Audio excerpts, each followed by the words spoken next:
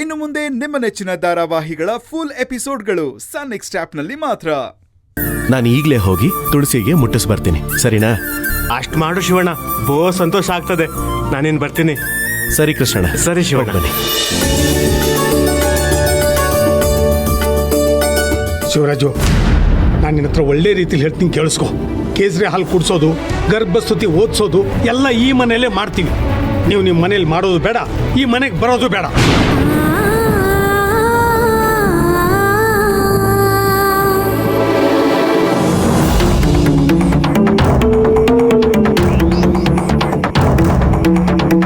ಮಾವಯ್ಯ, ನಾನು ಈ ಗಿಣ್ಣನ ಪುಟ್ಟಿಗೆ ಹೋಗಿ ಕೊಟ್ಟು ಬರ್ತೀನಿ. ನಿಂತ್ಕೊ ಮಾವ.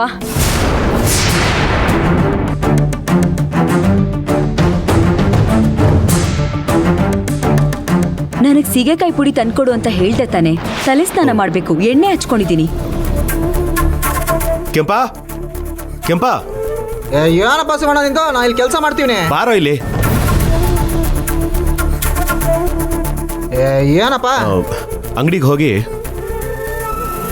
ಜ್ಯೋತಿಗೆ ಸೀಗೆಕಾಯಿ ತಂದ್ಕೊಡು. ಸರಿ ಸರಿ ಜ್ಯೋತಿ, ಕೆಂಪ ನಿನಗೆ ತಂದ್ಕೊಡ್ತಾನೆ. ನಾನು ಪುಟ್ಟಿ ಮನೆಗೆ ಹೋಗಿದ್ದೀನಿ, ಕೊಟ್ಟು ಬರ್ತೀನಿ. ನಿಂತ್ಕೋ. ನನಗ್ ತಾಳಿ ಕಟ್ಟಿರೋದು ಕೆಂಪನಾ ಅಥವಾ ನೀನಾ?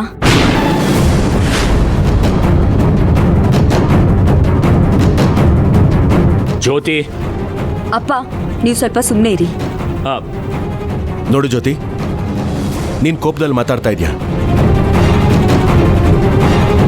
ಕೋಪದಲ್ಲಿ ಮಾತಾಡೋದಕ್ಕೂ ಒಂದು ಇತಿ ಮಿತಿ ಅಂತ ಇರುತ್ತೆ. ಬಾಯಿಗೆ ಬಂದ ಹಾಗೆಲ್ಲ ಮಾತಾಡಬೇಡ, ಸ್ವಲ್ಪ ಯೋಚನೆ ಮಾಡಿ ಮಾತಾಡು. ಕೆಂಪ ಏನ್ ನನ್ ಗಂಡನ? ಅವನ್ ಕೈಯಲ್ಲಿ ಸಿಗೆಕಾಯಿ ತಂದ್ಕೊಡು ಅಂತ ಹೇಳ್ತಾ ಇದ್ಯಲ್ಲ. ನಾನೇನ್ ಕೇಳ್ದೆ? ಕಾಡಿಗೆ ಹೋಗಿ ಸೌಗಂಧಿಕ ಪುಷ್ಪ ತಗೊಂಬಂದ್ ಕೊಡು ಅಂತ ಕೇಳದ್ನಾ?